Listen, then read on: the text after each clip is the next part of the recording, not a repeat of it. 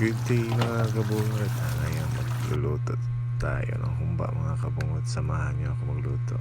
Prepare tayo ng mga sangkap. Tapos isahin na natin itong sibuyas, bawang, saka itong red bell pepper. Tapos pinakuluan ko na itong baboy mga kabungot. Pinalambot ko na ito ng 45 minutes. Tapos ginisa ko lang.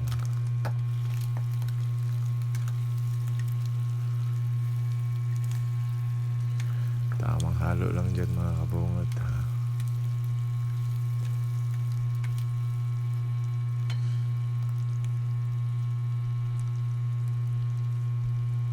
Pagkatapos lagyan natin ng tomato paste. Pampakulay lang yan. Kunti lang naman.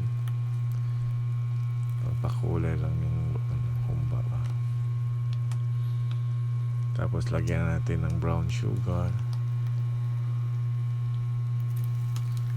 Yan, halo-haloin natin ng kabungot para mag-mix yung sugar.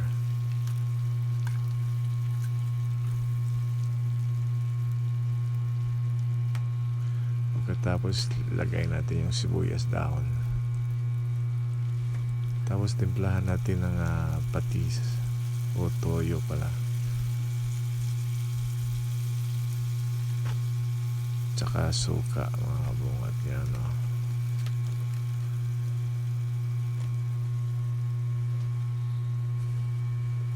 Tapos halo-haloin lang natin mga kabungot.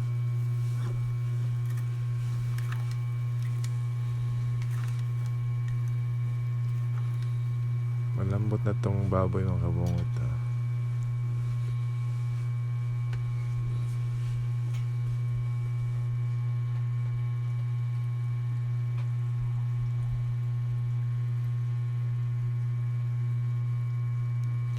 Tapos lagyan natin ng kalahating basong tubig mga kabungot para lumambot pa siya.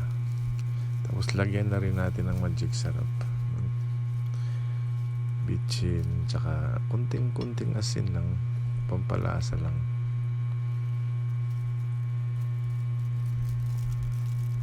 Ayan o.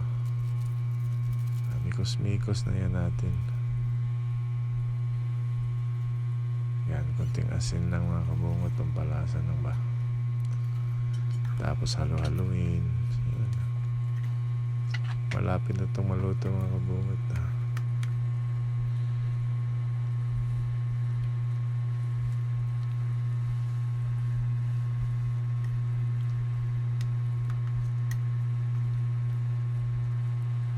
Yun.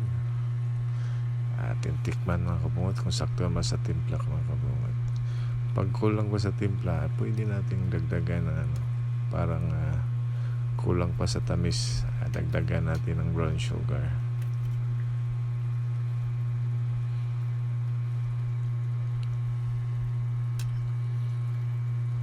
Yan, halo-haloin lang natin mga kabungot. Yun, malapit na, parang luto na yata ito mga kabungot.